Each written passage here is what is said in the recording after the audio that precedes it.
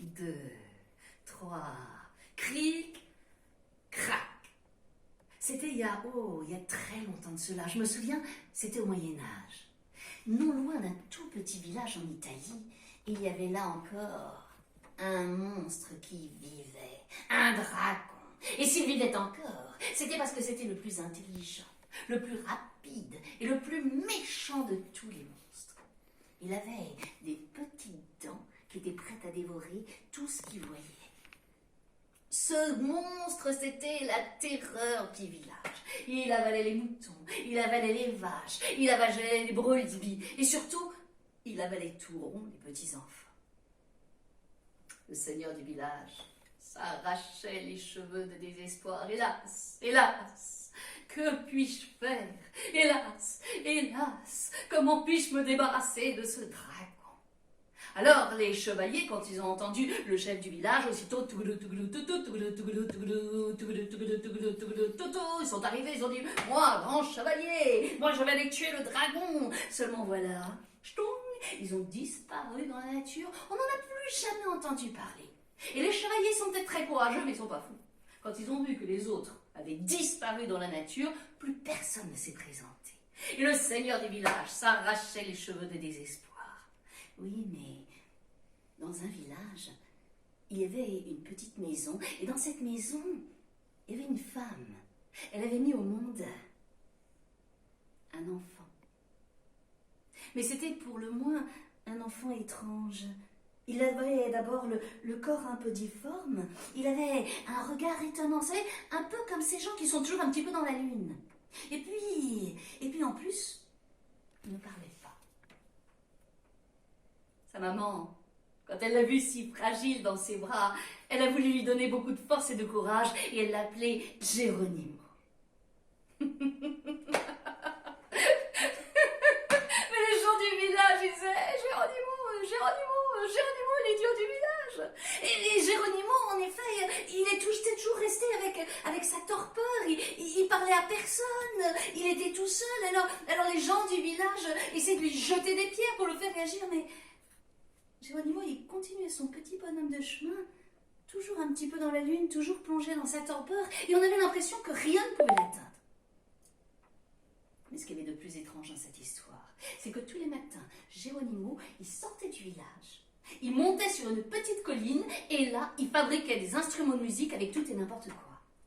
Et ça, personne n'aurait osé faire une chose pareille, parce que tout le monde savait qu'il y avait le dragon qui se faufilait dans les herbes folles à une allure vertigineuse, prêt à dévorer tout ce qui passait autour de lui. Geronimo, lui, non seulement il allait sur sa petite colline, mais tous les soirs, il revenait sain et sauf, et personne ne comprenait comment il faisait. C'est qu'en fait, il avait un secret.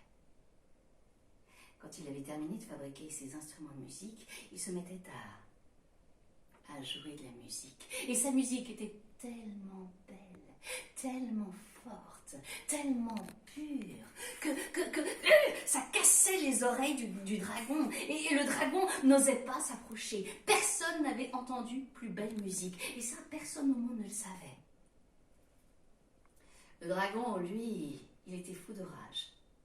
Tous les jours, il se faufilait dans les herbes folles, prêt à dévorer Geronimo. Et tous les jours, Geronimo jouait de la musique et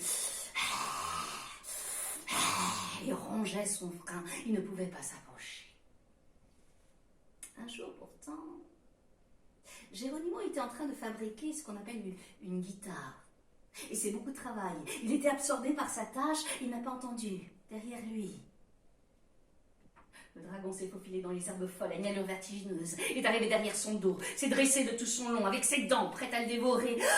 Geronimo a eu juste le temps de lever la tête devant la gueule du dragon, et là, rapide comme l'éclair, il emplit ses poumons d'air, il a sifflé de toutes ses forces dans le corps du dragon, et son sifflement était tellement aigu qu'il a tranché le dragon, et le dragon s'est transformé en statue.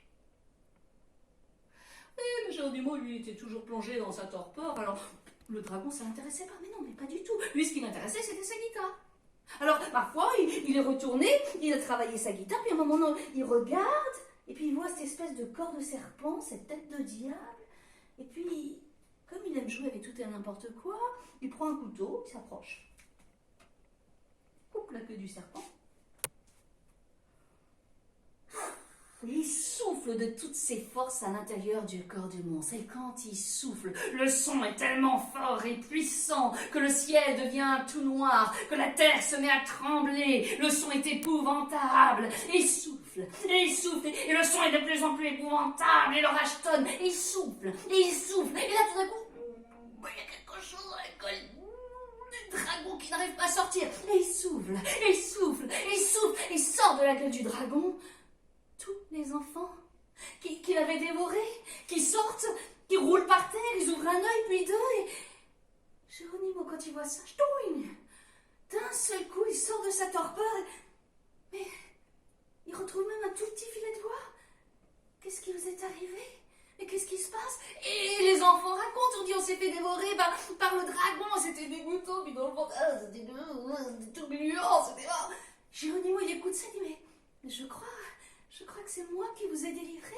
Alors les enfants ont pris Geronimo sur leurs épaules, ils ont dit vive Geronimo, vive Geronimo. Ils ont voulu l'emmener au village. Mais avant de partir, Geronimo a pris cet étrange corps de serpent avec cette tête de diable qu'il avait transformé en instrument de musique. Il continuait à souffler dedans, mais désormais on sortait comme un long chant de victoire. Ils sont arrivés comme ça au village.